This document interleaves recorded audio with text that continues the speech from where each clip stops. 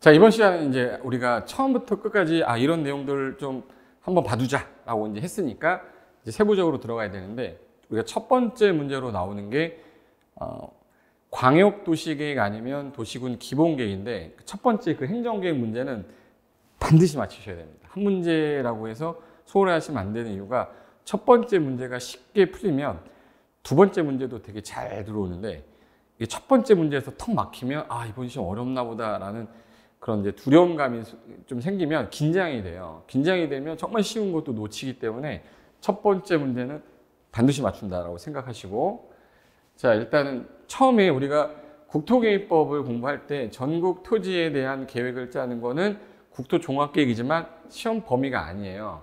그래서 가장 먼저 전국으로 대하는 계획을 국토종합계획인데 시험 범위는 아닌데 국가계획이니까 국토부에서 짜겠죠. 그리고 한 개 도시마다 우리 도시가 그러면 특광, 특특, 시, 군이잖아요. 그러면 이 도시마다 짜는 계획이 도시계획인데 두 개 이상을 묶었을 때에는 이거를 우리는 광역계획권이라고 그래요. 그럼 광역계획권을 묶으면 광역도시계획을 짜겠지 뭐. 그러면 한 개의 도시마다 짜는 계획은 도시군계획을 짜는 거고, 그럼 도시군계획은 방향부터 제시하는 기본계획과 집행하는 계획이 하나 나와야 되니까 기본계획하고 관리계획으로 구분이 되는 건데, 이 두 개를 한꺼번에 부를 때 도시군계획이라고 했던 거예요. 그럼 요거는 하위계획은 상위계획에 부합돼야 되고 상위계획은 하위계획에 지침이 돼야 된다. 그런데 광역도시계획하고 부딪히면 광역이 우선한댔죠. 기본계획하고 국가계획이 부딪히면 누가 우선하는 거예요? 국가계획이 우선해요. 그럼 요 계획 체계는 이렇게 돼 있는데, 그럼 이제 제일 먼저 뼈대를 잡고 그 다음에 대상 지역이 어디냐는 그 수립 권한자를 찾으면 그 다음부터는 윗사람한테 승인 신청하면 되고 결정 신청하면 되기 때문에 그건 어렵지가 않아요. 그러면 우리가 이제 도시 그러면 전국 대상이면 국토부 장관, 도시 그러면 특광, 특특, 시, 군인데 도는 워낙 땅이 커서 도시 개념에 안 넣어놨어요. 그래서 시, 군을 대상으로 도시라고 하는데, 시 중에 인구가 50만 이상일 때는 대도시라고 해서 우리가 그냥 시 그러면 대도시장이 포함이 돼 있는 거예요. 그래서 도시에서 짜는 계획은 특광, 특특, 시장, 군수가 짜겠지. 그죠? 그래서 도시 그러면 앞으로 내가 도시 안에서 개발행위를 한다.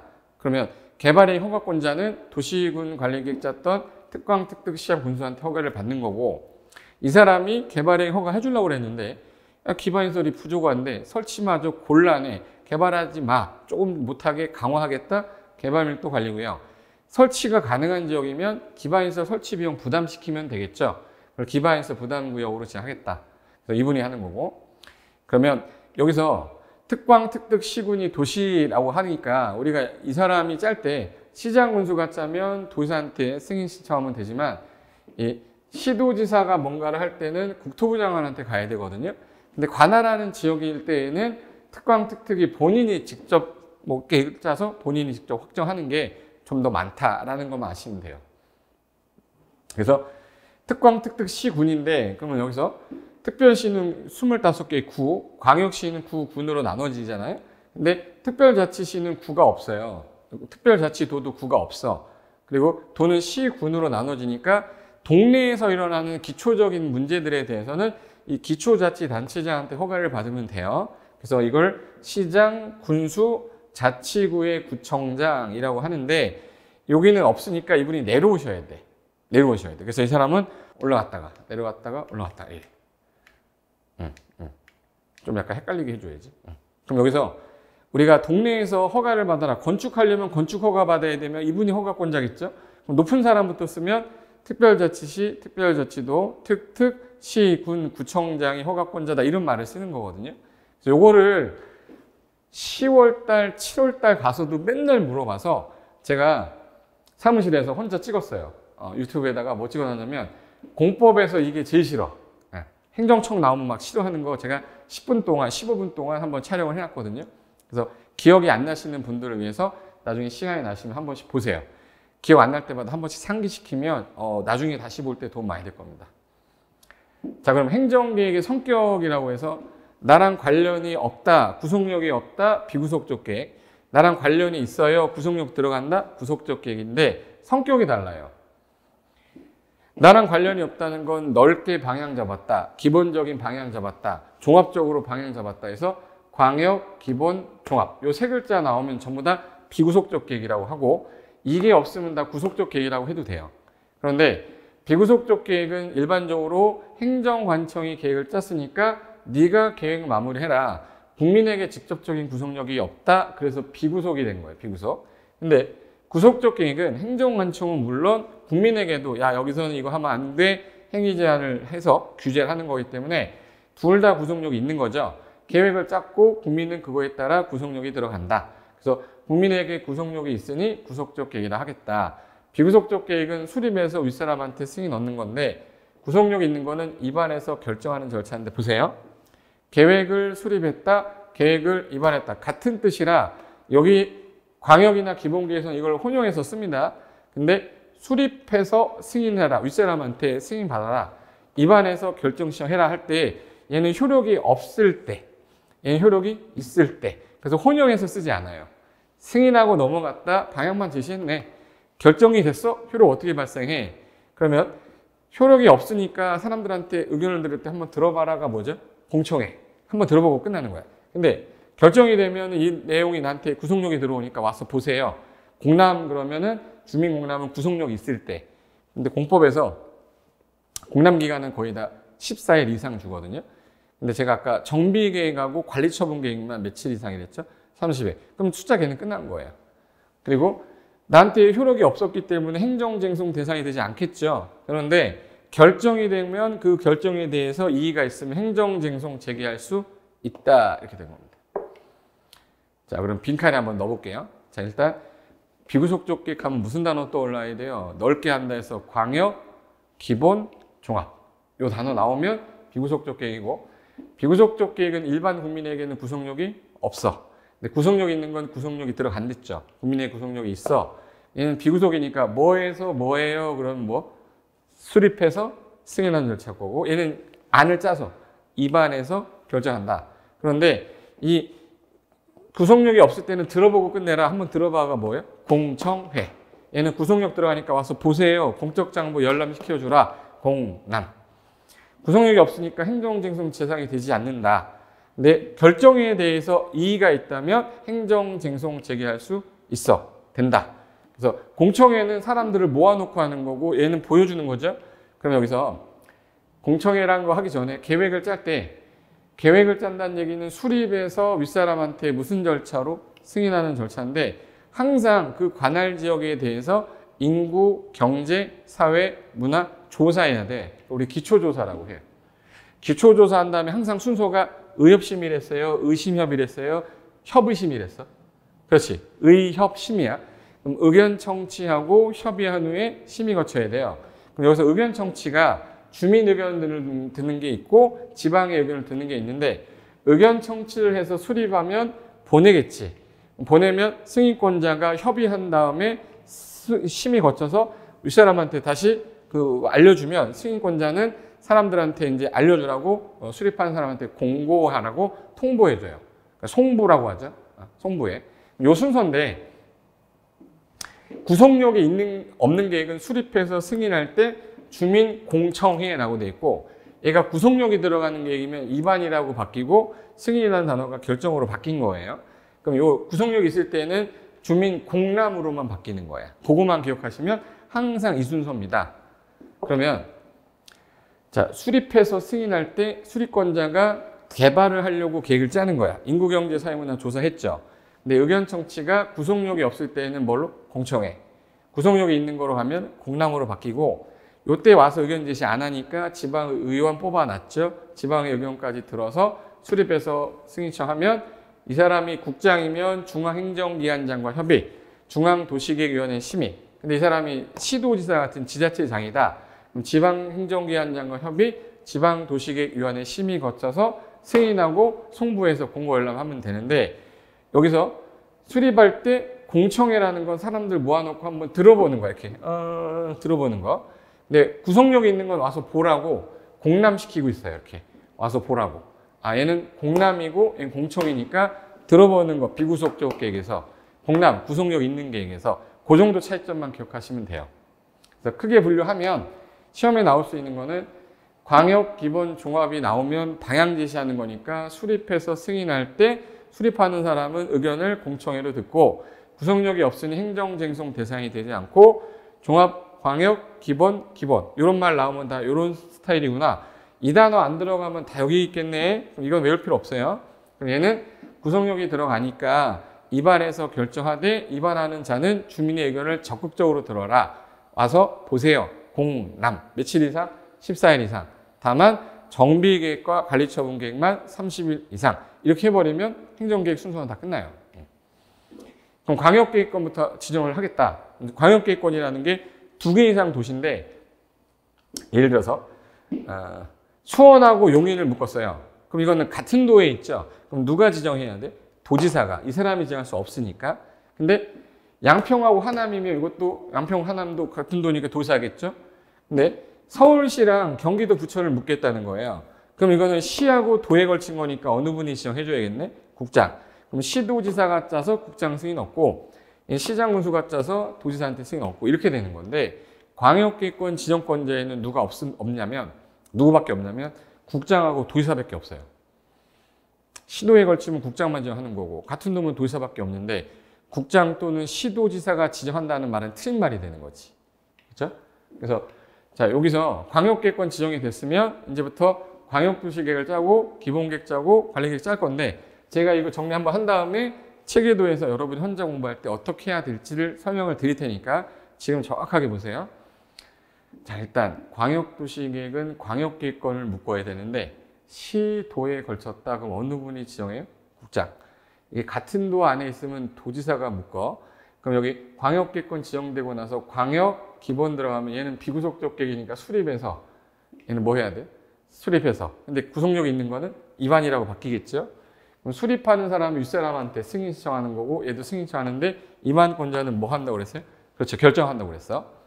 그럼 수립권자가 제일 먼저 할 일이 해당 지역의 인구, 경제, 사회, 문화 조사하는 거 뭐예요? 기초조사. 기초조사하고 의견 청취해서 의협심 나와야 되니까 얘는 비구속이니까 얘는 공청회 나올 거고 지방회. 얘도 기초조사하고 공청회하고 지방회. 근데 얘는 도시군 관리계획은 구속력 들어가잖아요. 뭐 얘는 기초조사하고 공청회가 아니라 공람으로 바뀌는 거예요. 그 다음에 지방의 의견 들어서 여기까지가 수립권자, 입안권자 할 일. 보내면 얘는 의 다음에 협심이죠. 협의. 심의. 얘는 똑같겠네.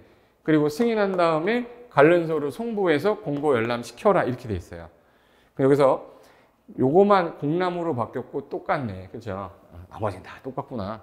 그거 하나 기억하시면 되고 그러면 얘 수립권자만 잘 찾아내면 되는데 광역계획권이 같은 도에 있어요 라고 하면 도지사가 지정했죠. 그 안에 있는 사람이 누구예요? 시장군수가 짜서 지정해 주신 도지사한테 승인 청하면 되는데 이게 시도에 걸쳤으면 국장이 지정해 줬겠죠. 광역계획권을. 그 안에 있는 시도지사가 짜서 누구한테? 국장한테. 이걸 몇 년 안에 승인 청하라고 그랬죠? 3년. 3년 안에 승인 청을 안 했을 때는 도지사가 시도가 3년 안에 국장한테 승인 청 안 하면 국장이. 단 요청하면 같이 짤 수는 있댔죠. 시장군수가 요청하면 도지사랑 시도지사 요청하면 국장이랑 공동으로 수립이 가능하다. 단 국가계획 관련되면 어느 분만 짜요? 국장. 요거만 머릿속에 넣으시면 돼. 그런데 도시군 기본계획하고 도시군 관리계획은 되게 쉬운 게 수립하는 사람하고 입안하는 사람이 같은 사람이어야 돼요. 왜? 대상 지역이 도시잖아 지금. 그럼 얘는 특광, 특특, 시장, 군수가 짜면 되는 거죠. 여기도 원칙이 특광, 특특, 시장, 군수인데 얘는 앞에 영어로 아까 only you only라고 그랬어요. 이분 외에는 절대 아무도 못 짜요. 뭐 국장이 짠다거나 도지사가 짠다거나 택도 소리 하지 말라고 그래요. 그러면 요 특광, 특특은 본인이 하면 되는데 요 시장 군수는 윗사람이 도지사잖아요. 그래서 특광, 특특은 본인이 확정하면 되지만 요 시장 군수만 도지사한테 승인 신청해야 된다. 그래서 얘는 이걸로 끝나는 거예요. 여기 도시군 관리계획 그대로 입안한 사람이 특광, 특특, 시장 군수니까 같은 사람이어야 돼. 그런데 국가계획 관련되면 누가 직접 입안하겠다? 국장. 광역계획 관련되면 도지사가 입안하는데 이 사람이 입안할 때 여기 보시면 시장군수만 도지사한테 결정 신청하는 거고요. 특별시, 광역시, 특별자치시가 이 시예요. 특별자치도지사 도지사에 들어있잖아.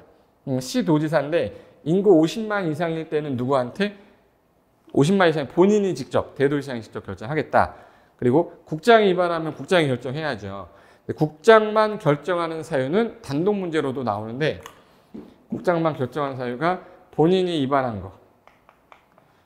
경우 개발 제한 구역은 국장만 하는데 이 시가와 조정 구역은 국가 계획과 관련이 됐을 때만 국장이 정할 수 있고 수산자원보호구역은 국장이 아니라 해양수산부 장관이 하는 거기 때문에 요것만 갖고도 국토부 장관이 결정한 사유는 내요. 근데 이번에 개정이 되면서 시장 군수가 지구 단위계 관련된 계획을 짜면 누가 직접 한댔죠? 시장 군수가 직접 결정한다. 이거는 지구 단위 계획이란 말이 나올 때만 그러면 권한전 다 끝나는 거예요. 그리고 요 기초조사할 때 인구, 경제, 사회, 문화, 조사, 측량, 하위한다. 이거 그대로 준용하고 그대로 준용하는데 여기는 기초조사에 예전에 개발 방향을 잡았는데 개발하려고 보니까 토지 적성이 안 맞는 거예요. 재해가 항상 일어나. 이런 데 문제 생기는데 애초에 그 검토를 했다가 안 맞으면 개발 안 하면 되잖아요. 그래서 여기는 할 거 맞는데 또 하라고 그래서 할 거 많아 죽겠는데 토했다 그랬어. 토지 적성 평가랑 재취약성 분석이 추가됩니다. 토지 적성 평가랑 재취약성 분석이. 그러면 이 단어 기억해 두세요.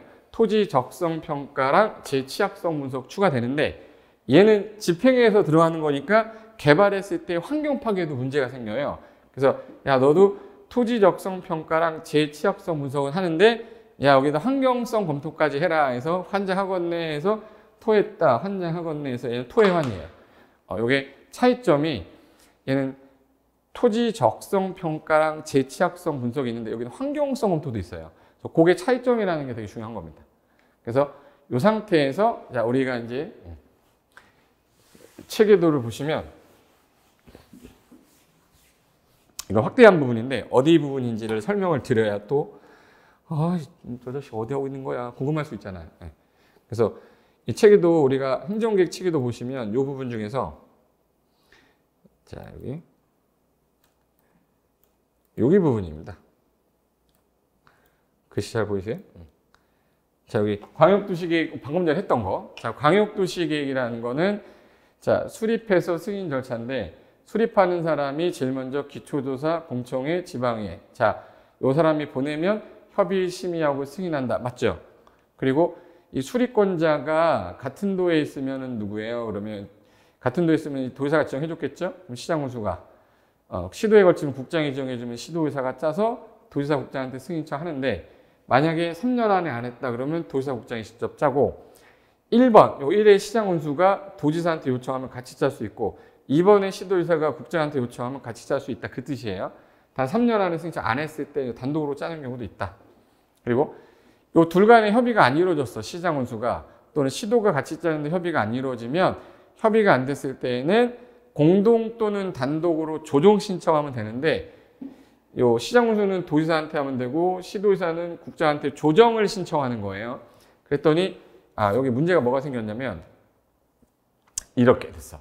여기 공동으로 가면은 거기서 조정하면 되지만 단독으로 신청이 들어오면 이분이 아랫사람한테 야 이거 일정 기간 줄 테니까 이것 좀 해라 라고 조정에 따른 어떤 조정 요구를 해요. 권고를 해.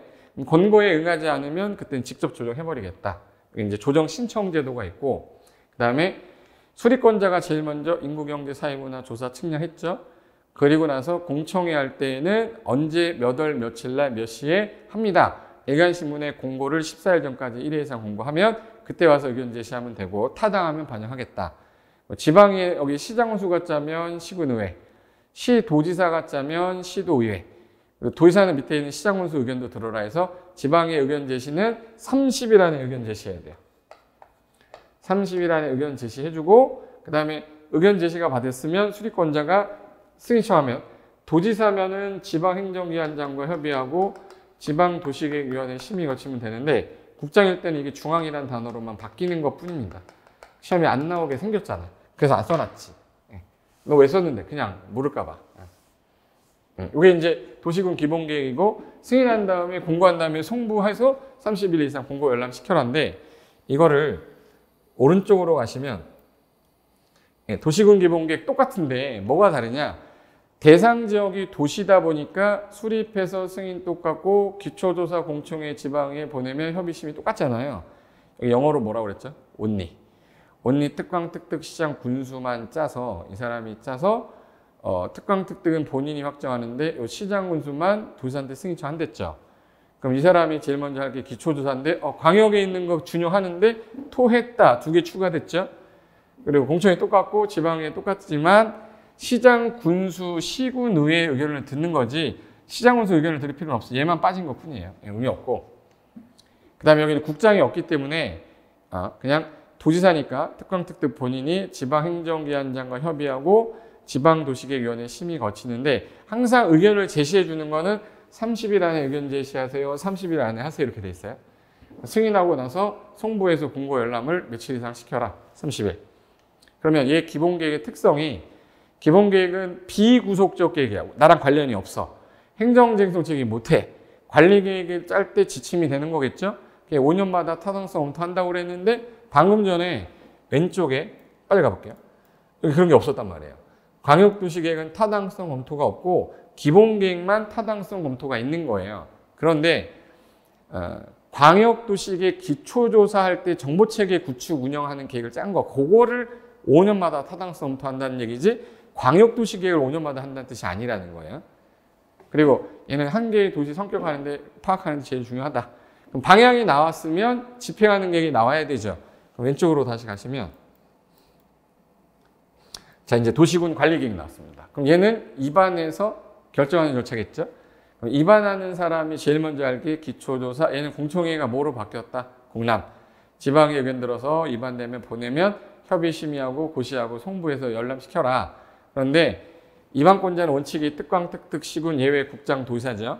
그런데 요 해당 지역의 구청장 빼고는 다 짜요. 근데 시장 군수만 도지사한테 결정 시청하는 거고 원칙은 본인이 확정하고 50만 이상의 대도시는 대도시장이 결정하겠다. 국장 위반하면 누가? 국장. 근데 요 시장 군수가 지구 단위계획 관련된 거 위반했을 때는 결정도 누가 한댔죠? 시장 군수가. 그리고 결정이 되고 나서 고시할 때 지형도면을 그려줘야 돼요.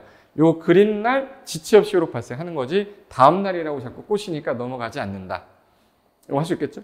그리고 여기 기초조사할 때 얘는 토했다. 하나 더 하라고 환장하겠네. 환경성은 또 추가됐었죠. 그리고 공람기간은 며칠 이상 주시고 14일 이상 그 기간 안에 의견 제시하고 타당하면 반영하겠다를 60일 안에 통보해주면 끝나고 얘는 도시를 대상으로 하니까 관할 특광 특특 시군 의회 의견을 들으면 됩니다. 그래서 이게 관리계획의 내용이고 자 관리계획 결정이 됐어. 그럼 그림 그려주는 거 아까 무슨 도면이랬죠? 지형도면. 지형도면은 누가 작성하냐? 기초조사한 사람이 해야 되니까 입안권자가 해야죠. 그래서 입안권자가 지형도면을 작성하는데 지형도면은 왜? 입안한 저 제일 잘 아니까. 그려서 급수 제일 낮은 시장 군수만 여기 시장 군수만 도지사한테 승인 얻어야 되는데 이 도지사가 지형도면하고 결정된 내용 대조했는데 착오 없으면 승인해주겠다. 30일 안에. 그리고 요 도면을 고시한 때 효력 발생한다. 고시함으로써지 오히려가 아니라 다음 날도 아니고 즉시 효력 발생한다. 그 옆에 자 작성자는 입안권자가 제일 급수 낮은 시장 군수 대장은 빼고 도지사 승인 얻어야 되고 지적이 표시되어 있는 지형도에다가 결정된 사항을 표시해서 그림을 그려주면 이걸 지형도면이라 하는데 이거 관련된 나머지 내용이 토지 이용 규제 기본법으로 넘어갔어요. 그래서 안 나올 겁니다. 이제 걔는. 그리고 제가 아까 타당성 검토라고 해서 보시면 관할 특광 특특 시장 군수가 기본계획 관리계획 타당성 검토 몇 년마다 했댔죠? 5년마다. 이 5년마다 하는 게 아까 도시군 기본계획, 도시군 관리계획, 정비기본계획, 정비기본 방침, 리모델링 기본계획, 성장관리계획 해서 계획 들어가는 놈 6개가 5년마다 하는 게 이거라 여기에는 광역도시계획이 포함되지는 않는다. 그리고 이 기반시설 중에 도시군관리계획 결정이 딱 되면 예를 들어서 도로로 결정이 딱 됐어요. 기반시설이었던 게 관리계획 결정되면 도시군계획에서 결정한 시설이고 이걸 도시군계획 시설 사업이라고 했었죠. 요거 하려면 기존에 있는 땅을 수용해야 되는데 얘 A가 보상금을 많이 받으려고 무슨 짓을 할까봐 개발행위 금지시켜요. 건축 금지. 그러면 금지시켰으면 빨리 사업을 해야 되는데 이걸 사업을 진행을 해야 되는데 안 하고 20년이 지났어. 20년이 지날 때까지 사업을 안 하면 20년이 되는 날에 다음 날 요 도시공객 시설의 결정은 효력을 잃는다. 그런데 이 결정이 되고 10년이 될 때까지 사업을 시행하지 않았을 때 이 건축행위 금지를 받았을 때 A가 지목이 되면 열받죠. 전이야 농사 지면 되니까. 그래서 결정고시 되고 나서 10년간 사업을 안 했을 때 지목이 대인 토지 소유자는 내 땅에 있는 모든 걸 사주세요라고 무슨 청구할 수 있어요? 매청구. 근데 이걸 누구한테 하냐? 외우려고 하는데 도로 설치하려고 도시공 관리계획 짠 사람이 해야 되잖아. 짠 사람이 누구예요?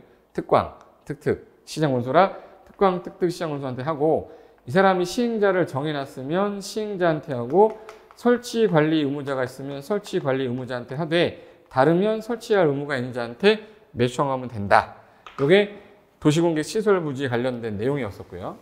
여기 쭉 보시면 제가 뭐 한마디 써놓은 게 있어요. 공법은 다른 과목에 피해를 주지 말아야 된다. 이 말이 뭐냐면 공법 공부 너무 많이 한다고 공법 점수 엄청 나오는 것도 아니지만 다른 과목 안 하면서 얘한테 할애할 필요는 없고요. 제가 하라는 거 위주로만 하시고 너그럽게 뭐 중개사법도 보고 공시법도 보고 세법도 봐야 되는데 걔네들 안 보고 얘만 주구장창 한다고 확 올라가는 게 아니에요. 그러니까 다른 과목에 피해 주지 않게끔만 제가 강의할 테니까 그렇게만 보시고 제가 공법에서 나오는 숫자 중에서 자주 출제되는 면적 기준이거든요. 그럼 이걸 하기 전에 이 앞에 거부터 먼저 하겠습니다. 자, 요거는 뭐냐면 권한자 중에 우리가 도시군관리계획 위반하는 사람이 누구야? 그러면 특광, 특특, 시장군수, 예외국장, 도의사였잖아요. 이 사람이 하는 게 위반도 하고 지형도면도 그리고 단계별 집행계획이란 예산계획도 짜고 이 사람이 원칙적인 사업 시행자고 이 사람이 허가를 제한할 수 있는 사람이에요. 근데 그냥 특광, 특특, 시장군수만 한다라고 할 때에는 기본계획은 누구만 하는 거죠? 특광, 특특, 시장군수만. 그리고 개발행위 허가도 이분한테. 개발밀도관리구역, 기반시설 부담구역도 이분이 하는 거라 여기 시험에 제일 잘 나왔어요. 이걸 자꾸 국장이라고 꼬셨기 때문에 요거 넘어가시면 안 돼요. 요거. 그 다음에 단계별 집행계획 공고도 저분이 하는 겁니다. 큰 중요성은 없고. 그러면 자 이제 계획을 세 가지를 짰으면 계획에 맞게 내가 개발행위 해야 되니까 개발행위가 뭐야? 이제는 토지를 이용하는 거죠. 그럼 사적 개발행위, 건축하고 물건 쌓고 요거를 개발행위라고 하는데 이거를 내가 할 때 관할하는 지역의 장 누구한테 가서 특광, 특특시장군수한테 가서 뭘 받으셔야 돼요? 허가. 자 이거. 또 개발행위 할 때에는 특광, 특특시장군수한테 허가를 받으셔야 된다. 근데 시험에서 조심할 게 건물 중에서 공작물도 건축에 포함하고요. 여기 물건을 쌓는 거는 주상공, 녹 중에서 주상공은 맨날 건물 쌓는 게 일이에요. 그래서 녹지 지역하고 관농자 중에서 우리가 관농자 그러면은 볕단, 집단 쌓는 게 일인 지역이 어디죠? 그렇죠. 농림지역이라 농림지역은 쌓는 게 일이라 그냥 빼라. 그럼 관리지역하고 자연환경 이걸 줄여서 녹관자라고 그래요.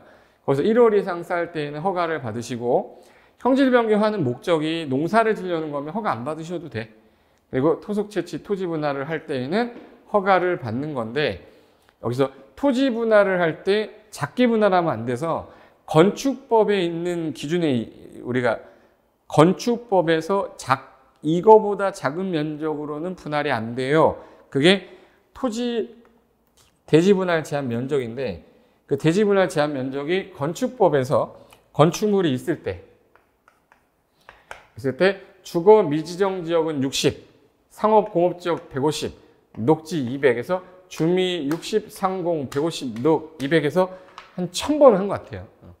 이번 학기는 안 했지. 이번 학기는 또 해야 되는데 주미 60, 상공 150, 녹 200. 요거 미만으로 건축물이 있으면 분할이 안 되는데 건축물이 없는 토지 분할할 때는 그 미만으로 할 때 허가 받아라. 여기서 토지 분할이라는 건 여기 건축물이 없을 때 토지 분할 허가를 관할 특강 시군에게 받지만 허가 요거는 경미한 거라 안 받는다. 천재지변 재난 복구할 때는 허가를 안 받고 1월 내 신고만 하시고 개축, 중축, 재축인데 85 이하짜리는 허가 안 받아도 돼. 경미한 행위라고 해서 일정한 면적보다 작으면 안 받는데 면적만 25로 돼 있고요. 나머지는 다 부피, 무게, 높이 다 50으로 돼 있어서 얘는 외우지 마시고 면적만 25가 기준이고 부피, 무게, 높이는 50. 예를 들어서 50톤 이하를 싸면 허가 안 받는다. 면적은 25제곱미터 이하의 형질변경 안 받는다. 이런 뜻이에요. 이게 뭐뭐 지역 내일 때는 두 글자인데 25, 50인데 외로 나가면 10배 완화해줘. 세 글자야. 250, 500이 기준이라서 최근엔 이게 잘 안 나오고 있습니다. 참고로만 보세요.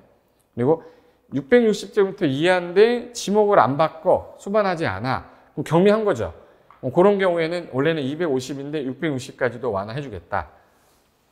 그 다음에 요거는 이제 우리 기본 이론 할 때 토지 분할 사유가 사공행도 이상에서 사도법의 사도개설 허가를 받아서 분할할 때, 공공용지로 분할할 때, 행정재산 용도 폐지돼서 분할할 때, 도시공객 시설 결정돼서 분할할 때, 요거는 당연히 토지 분할을 전제로 하는 것들이라서 허가받을 필요가 없다.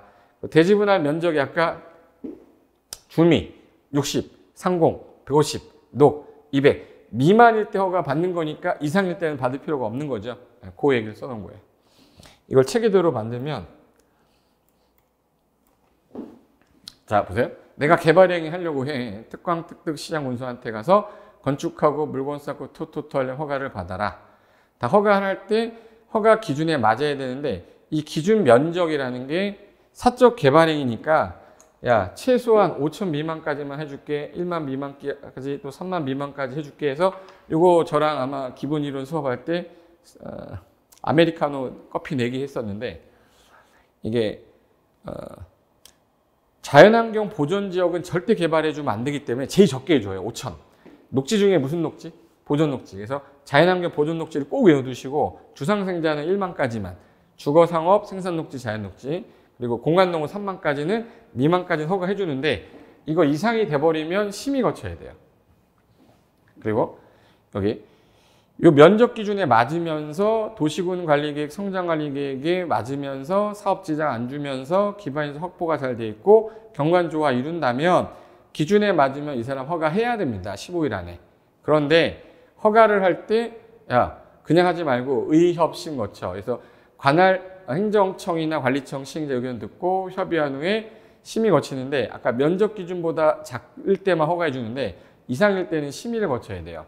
부피 3만 세제곱미터 이상일 때는 심의 거치는데 여기 지구 단위 계획은 이미 난개발을 막겠다라고 계획을 짠 거라 지구 단위 계획일 때는 심의 거치지 않는다. 요거를 시험에서 조금 냈었습니다. 지구 단위 계획일 때는 심의 거치지 않는다. 됐고 지금 하는 거 맨 처음에 이해 안 돼도 한 바퀴 돌리고 두 바퀴 돌리다 보면 기본소에 있는 내용을 제가 줄여놓은 거라서 잘 보일 거예요. 그리고 야 내가 허가를 해줄 건데 이 조건만은 네가 이행 좀 해줘라.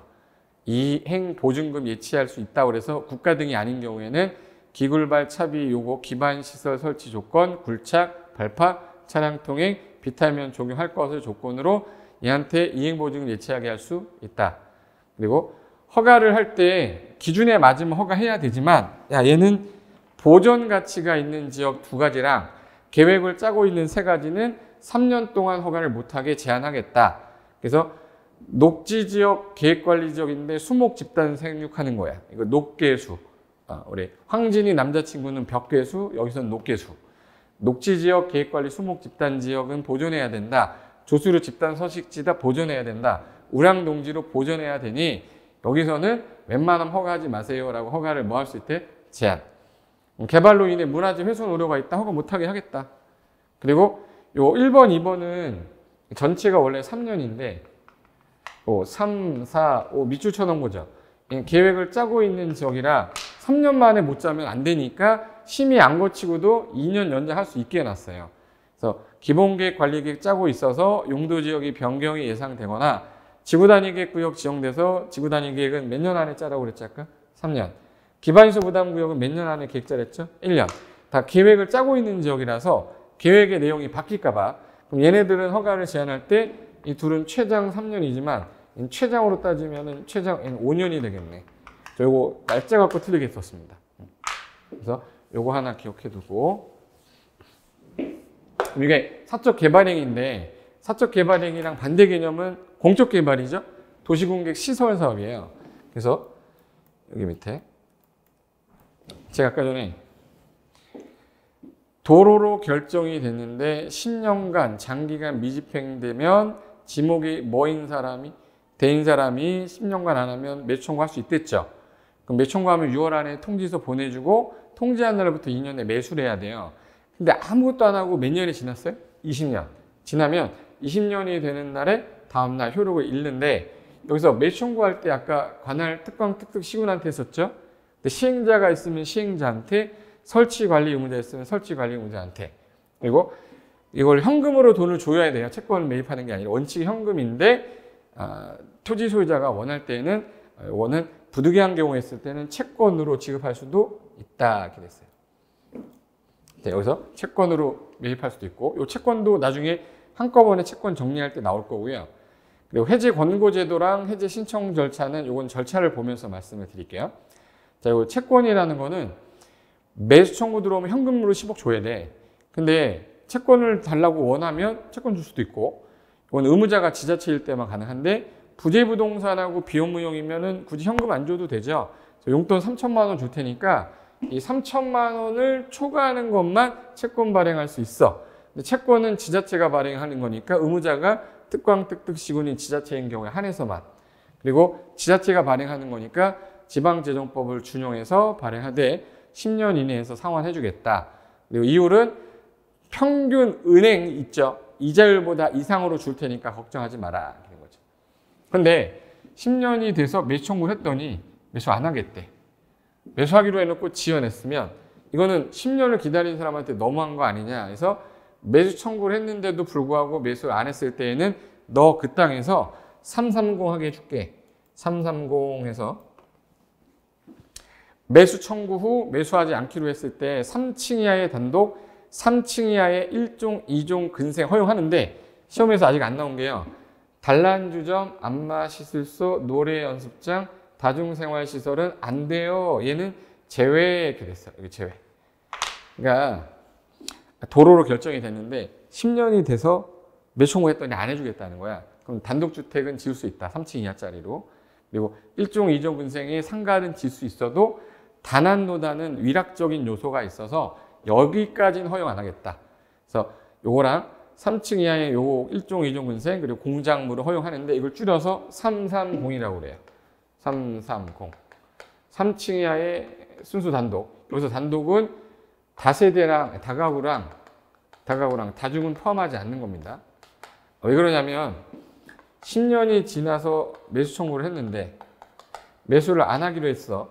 그럼 통지한 날부터 매수를 했어야 되는데 매수 안 했어. 그러면 지금 현재 매수 청구라는 제도 도입한 의미가 없다. 그래서 나중에 보상을 해줄 테니까 일단은 3층 이하짜리 지어놨다가 나중에 사업하면 너 보상 다 해줄게 했는데 다가구 지어놓으면 보상금 너무 많이 나가잖아요. 그래서 다가구 다중은 안 되고 순수 단독만 된다 이 뜻이고, 그리고 상가도 3층 이하짜리로만 지어라. 근데 단한노단은 안 돼. 그리고 공작물은 허가받아 가능하게 해주겠다. 여기까지가 매수 청구를 했을 때, 안 했을 때 조치고, 그리고 여기 장기 미집행 지방의 보고는 뭐냐면,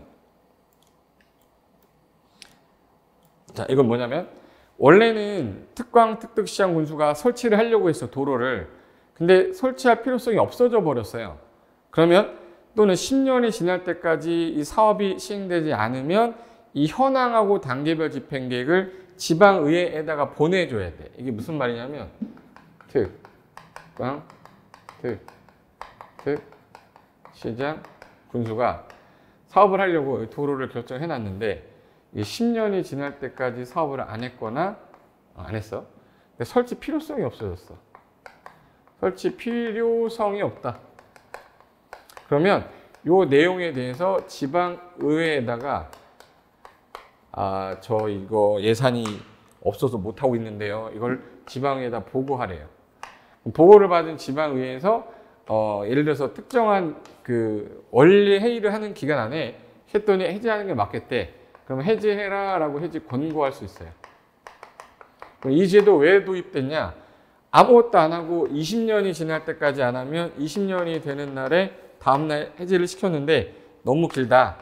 10년이 지날 때까지 안 하면 매시홍고 들어오니까 여기는 지목이 돼인 사람 아닌 사람들을 열받잖아. 걔네들은 10년 지날 때까지 안 했거나 필요성이 없어. 큰 도로가 여기 생겨서 얘는 의미가 없어진 거야. 그럼 몰래 없앨 수는 없으니까 그걸 보고를 하라는 거야. 보고를 했는데 요 보고가 접수되고 날로부터 해제 권고라고 쓰고 권구로 읽어야 돼요. 권구 90일 내. 90일 내 해제 권고해야 됩니다. 해제 권고. 그리고 해제 권고를 받으면 여기서 특광특득은 1년 안에 해제 결정하면 돼요. 1년 안에 해제 결정하면 되는데 요 시장군수는 윗사람이 누구죠? 도지사. 도지사한테 해제 결정 신청을 하고 신청받은 도지사가 1년 안에 해제 결정하면 되는 겁니다. 그런데 얘는 우리가 돈이 없어서 못한 거예요. 우리 해제할 수가 없어요 라고 하면 요때는 지방에다가 6월 안에 소명해야 됩니다. 소명. 왜 해제 못하는지 소명하고 2년마다 계속 보고 드려야 돼요. 여기 이제 해제 권고 제도인데 요거를 말로 쓰다 보니까 길어진 거야. 자, 설치할 필요성이 없어졌어. 10년이 지날 때까지 사업이 시행되지 않았어. 요거를 지방의회에다가 보고했죠. 국회가 아닙니다. 보고받은 지방의회가 특강특득 시군에게 해제 권구한댔죠. 권 90일. 보고 접수되고 90일 안에 해제 권고하면 이 권고받은 특강특득 시군은 특별한 사유가 없으면 1년 안에 해제 결정을 하든지 요 시장 군수는 도지사한테 결정 신청을 하는 거예요. 그럼 도지사도 특별한 사유가 없으면 1년 안에 해제 결정하는 겁니다. 만약 해제할 수 없다면 6개월 안에 아까 소명하랬죠? 6개월 안에 소명하세요. 이 뜻이에요. 요거가 신설이 됐고 그다음 마지막 신설된 게 도시공객 시설 결정 해제 신청인데 이건 뭐냐면 여기 화난 거 보이세요? 화난 건데 이게 이거 찾느라고 힘들었네 이거. 도로가 결정이 됐는데 10년 동안 사업을 안 했어. 근데 단계별 집행계획을 시에서 짜야 되는데 해제되는 게 20년이잖아요. 그때까지도 단계별 집행계획을 안 짜놓은 거야. 그럼 여기 살고 있는 소유자 화났죠. 직접 해제해달라. 도시군관리계획을 해제해달라고 이반권자 찾아가서 해제 이반 신청할 수 있어요. 이반 신청을 했으면 이반권자가 야, 내 해제할게 안 할게 통보해줘야 되잖아. 3월 안에 통보해줘야 돼요. 3개월 안에. 통보를 할 때 해제하겠다 그러면 이반하면 되지만 우리 해제 못 하는데요. 그랬어. 그럼 한 번 더 얘기하게 해주겠다. 윗사람이 결정권자죠. 결정권자한테 해제 결정 신청하면 검토해보고 2개월 안에는 내가 해제하겠다 안 하겠다 통보해줘야 돼. 2월이에요. 그래서 3월하고 2월 헷갈리면 안 돼. 2월 안에 통보한 다음에 못하겠다 그랬으면 마지막 보류는 국토부 장관이라서 국토부 장관한테 이 결정을 얘가 해제를 안 해주는데 이거 해제 심사 좀 해달라. 신청하면 이 사람이 이거 해제해야 되는 게 맞는 것 같아. 그러면 결정권자한테 해제 결정해달라고 권고를 하고 특별한 사유가 없으면 무조건 해제에 응해야 됩니다. 이거를 기존에 20년이라는 시로 너무 기니까 권고제도, 지방의 보고에 따른 권고제도가 있었는데 이제는 토지 소유자가 직접 나서서 도시공관리계획 해제 위반해달라고 하는 것도 할 수 있다가 신설이 된 거니까 요 정도만 알아두셔도 문제 푸는 데는 전혀 지장이 없어요. 그러면 여기까지고 그 다음에 숫자 관련된 게 있는데 숫자, 공법에서 제일 많이 나온 숫자 이 숫자예요. 공법상에서 제일 시험에 많이 나왔던 게 뭐야? 일단 건폐율 용적률은 워낙 많이 나왔죠. 그래서 건폐율은 어떻게 돼요? 5, 5, 6, 6, 5, 7, 9, 8, 8, 7, 7, 7, 7, 나머지는 20. 계획관리만 몇이에요? 40. 용적률은 100부터 더하죠. 100, 150, 200, 250, 300. 준주거지역 5글자 500. 1500에서 상업지역은 200씩 마이너스라 1500, 1300, 1100, 900. 300에서 50씩 더하는 거죠. 300, 350, 400.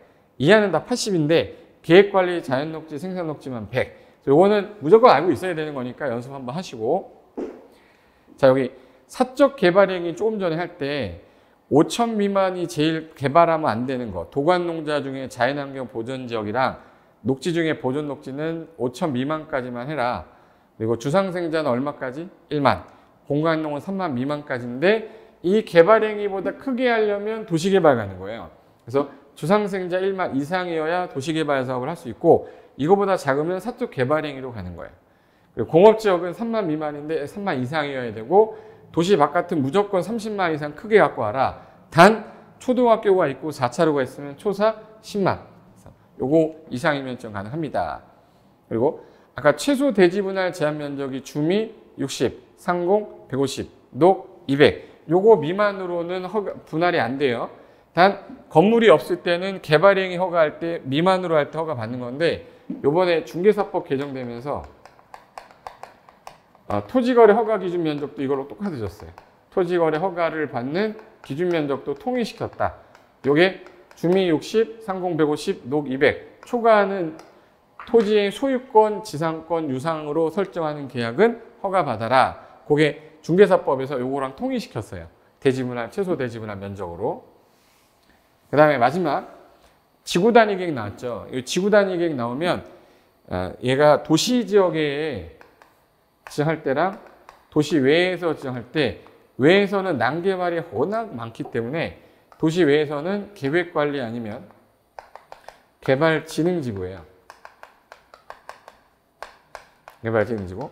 그럼 여기서 계획관리지역이 지정이 되려면 해당 계획관리지역이 전체 면적의 50% 이상이 되고 나머지가 뭐 생산관리거나 보존관리면 되는데 요거 지정하려면 아파트 연립 건설하겠다. 아파트 연립. 그래서 아파트랑 연립주택 지려면 사람들이 많이 들어올 거니까 30만 제곱미터 이상이어야 되는데 이거 아닌 기타는 다른 지역은 3만 이상이면 된다. 그래서 여기 아파트 연립 지려면 면적 30만 이상 갖고 오세요. 기타는 3만 이상 갖고 오세요. 근데 아파트 연립 건설하려고 하는 지역이 지금 초등학교가 있거나 또는 자연보존구역에 해당되는 거면 개발할 가능성이 별로 많지 않기 때문에 면적을 줄여서 10만으로도 완화해 주겠다.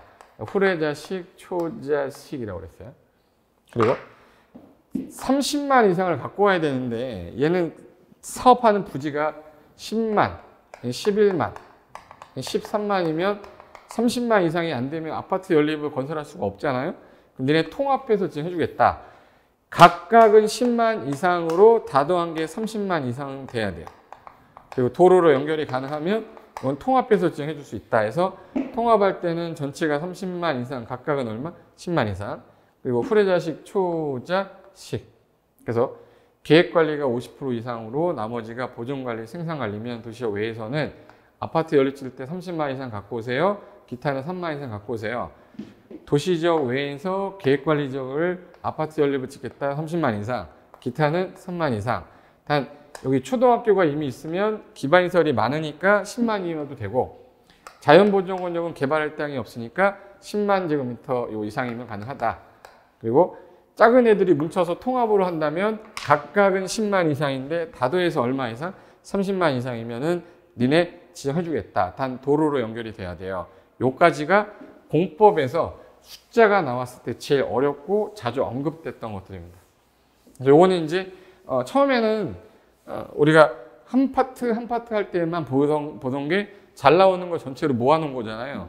그래서 요거 한번 전체 한번 빨리 보시고 난 다음에 문제 모의고사 때 보시면 기분 되게 좋아요. 이거 어디서 봤던 건데 이러면서 기억이 안 나서 가물가물해서 못 풀면 외워집니다. 처음부터 다 외워서 풀 수 있는 건 아니니까 제일 많이 나왔다라는 거가 중요하다. 그래서 여기 첫 번째 장은 지금 현재 요렇게 해서 정리해 두시고 그 다음에 시간이 날 때 한번 싹 보시다가 잘 막힌다. 그럼 동영상 빨리 돌려서 보시기 바랍니다. 자, 이번 시간은 이것으로 마치고 다음 시간에는요. 요 뒤에 자, 이번에는 도시공관리계획 내용이 용계 기도지 입이잖아요. 그거 관련된 체계도 하나 보고 개발행위랑 도시공계 시설사업 그리고 보칙하면 국토계획법 끝나는 거예요. 그 다음에 개발법 1장, 정비법 1장, 그리고 건축법 2장, 그리고 주택법 2장, 농지법 1장 이렇게 해서 끝내버리면 체계도 다 끝나는 겁니다. 그게 처음 공부하는 사람들한테는 절대 도움 안 되지만 한 바퀴 이상 돈 사람들은 정말 도움 많이 될 거니까 시간 날 때마다 반복해서 자주 얼굴 봐주십시오. 저도 목은 아프지만 괜찮습니다. 계속 틀어놓으세요. 아셨죠? 자, 오늘 여기까지만 하겠습니다. 자, 다음 시간에 뵙겠습니다.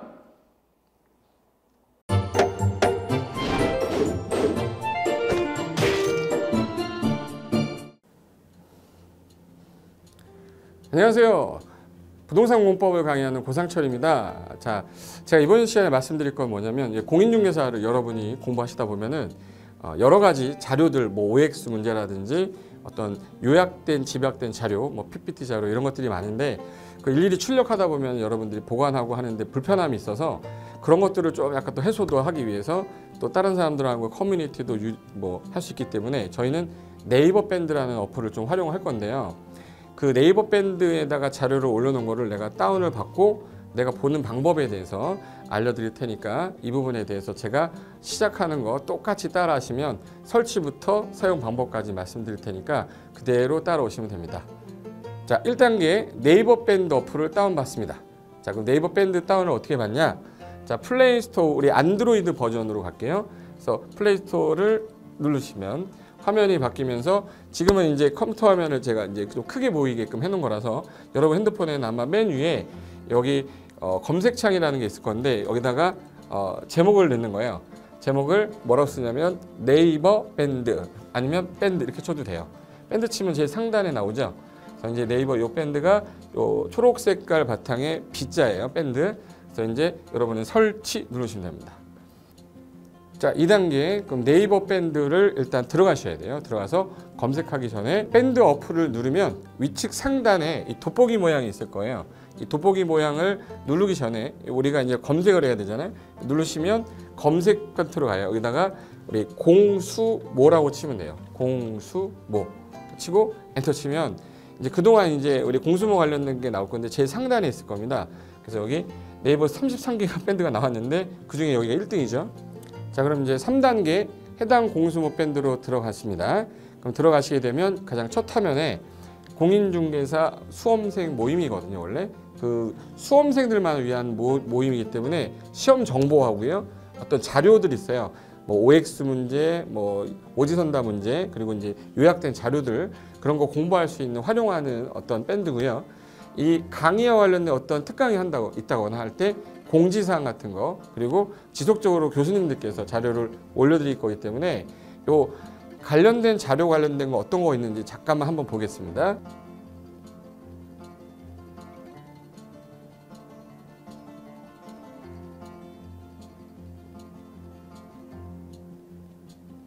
자, 그러면 4단계로 갈게요. 또 다른 꿀팁 하나 말씀드리겠습니다. 모바일 1일 학습이라는 건데 핸드폰으로도 내가 하루에 짬을 내는 시간, 예를 들어서 전철을 타거나 버스를 탄다거나 화장실을 간다거나 할 때 1일 그 공부 학습 방법을 알려드릴 건데요. 메인 화면에서 위로 좀 올라가면은 모바일 1일 학습이라고 나올 거예요. 여기 있습니다. 모바일 1일 학습이라고 해서 시험 과목에 따른 문제가 나올 거예요. 그러면 여기를 올리시면은 여러분이 이제 그 시간 안에 이 문제에 대한 것을 읽어본 다음에 여기서 정답과 해설은 바로 보여지면 이거는 암기가 돼버리기 때문에 정답 해설은 맨 밑에 안 보이게 숨겨놨어요.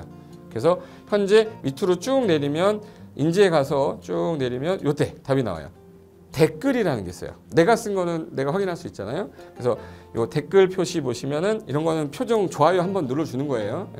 그럼 여기서 내가 좋아요 그러면서 뭐 선생님 사랑해요 해도 되고 좋아요 이런 거 눌러주신 다음에 그 다음에 밑으로 가면 이제 댓글을 쓸 수 있어요. 그래서 정말 궁금한 부분에 대해서 댓글 남겨주시면 확인이 되는 경우에 바로 답글을 올릴 수 있게끔 실시간으로 할 수 있을 것 같습니다. 자, 지금까지 과정과 같이 공수모 밴드예요. 공인중개사 수험생 모임 밴드를 줄여서 우리 공수모 밴드라고 하는데 이렇게 가입하시면 여러 가지 자료들 업데이트되는 거, 개정되는 부분 신속하게 받아들일 수 있기 때문에 아마 여러분 학습하는데 도움이 많이 될 겁니다. 그래서 꼭 가입하셔서 좋은 자료도 받고 매일매일 학습하시면서 도움 되셨으면 좋겠고요. 자, 여러분의 합격을 진심으로 기원하겠습니다.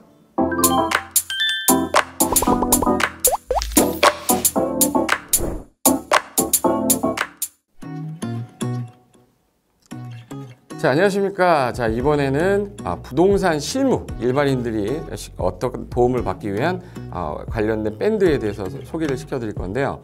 일단은 검색창에다가 365 부스라고 치시면 돼요. 365 부스인데 365일 부동산 스터디라는 밴드예요. 네이버 밴드인데 365 부동산 스터디라는 밴드 일단 이거 클릭하시면 현재는 이제 4만 명 정도 되는 밴드인데요. 우리가 일반인들이 어떤 부동산 정보를 습득하는 데 있어서 이 정보를 얻기가 되게 쉽지가 않습니다. 내가 어딘가를 찾아본다고 해서 잘 찾을 수 있는 것도 아니고, 어떤 전문가들이 하는 말들이 친밀성이 있는 건지 아닌지에 대해서도 우리가 잘 믿을 수가 없는 거기 때문에 그런 정보를 그래도 좀 손쉽게 찾아볼 수 있게끔 저희 이제 이 밴드에 구성된 전문가들이 정보를 좀 제공해 주는 거기 때문에 아마 유용하게 활용할 수 있을 거고요. 내가 부동산 중에 토지를 좀 알고 싶다, 또는 상가를 좀 알고 싶다, 또는 나는 내 집 마련을 위해서 청약이 좀 궁금하다. 근데 그게 솔직히 어디 가서 물어보거나 어떤 정보를 찾기 쉽지 않아서 그것 때문에 만들어진 밴드라고 보시면 돼요. 그래서 365일 내내 부동산을 어떤 공부한다는 취지로 밴드에 들어오셔서 질의응답도 하시고 궁금한 사항에 대해서 예를 들어 문의를 하시면 저희가 관련된 정보를 또 제공해주는 그런 밴드라고 보시면 되겠습니다. 어떤 밴드냐면 한번 보시면은 지금 현재는 공지사항이 제일 먼저 나올 건데요. 이 공지사항은 기존에 있던 오프라인이 어떤 강좌가 있으면 그 강좌에 관련된 거 세미나라든지 그래서 평소에 이제 우리가 이제 접하지 못했던 강의들 있죠. 이렇게 진행이 된다라는 거 공지를 좀 하는 그런 내용들이고요. 하나 좀 더 올리면 자 이제 우리 교수님이에요. 교수님 중에 상가 교수님이 최근에 예를 들어서 법이 바뀌었어요. 법이 바뀌게 되면 최근에 바뀐 법이 이러한 바뀐 법이 있으니 중개업을 한다거나 투자를 할 때 좀 유의해서 알아보시면 좋겠습니다라는 거를 올려놓을 거예요. 기존에 올려놓은 자료가 있으면 또 찾아보시면 되는 거니까 이렇게 해서 계속 밴드에서 소식을 받으시면 실전에 굉장히 도움을 많이 받을 거라고 예상합니다. 부동산 관련된 내용 중에서 하나 더 보시면 이제 랜드프로에서 직접 우리 프로그램 만들고 있어요. 그래서 부동산 까발리기, 부동산 부티크 이런 TV 관련돼서 부동산 팁 있죠. 예를 들어서 청약을 받아야 되냐 말아야 되냐, 지금 강남권 아파트를 투자해야 되냐 말아야 되냐, 이런 정보를 쉽게 여러분들이 접하지 못하기 때문에 그런 관련된 것들을 시대에 맞게 흐름에 맞게 부동산 시장이 이제 요동치면 내가 지금 집을 팔아야 되냐 사야 되냐 그런 것들에 대해서 신속하게 정보를 들을 수 있는 밴드니까 시간이 나실 때마다 자주 들어오시고 저도 자주 들어와서 좋은 정보 남겨드릴 테니까 자주 들어오시기 바랍니다. 저는 부동산 공법하고 부동산 토지 투자를 강의하는 고상철이었습니다. 자주 밴드에서 뵙도록 하겠습니다. 자, 수고하셨습니다.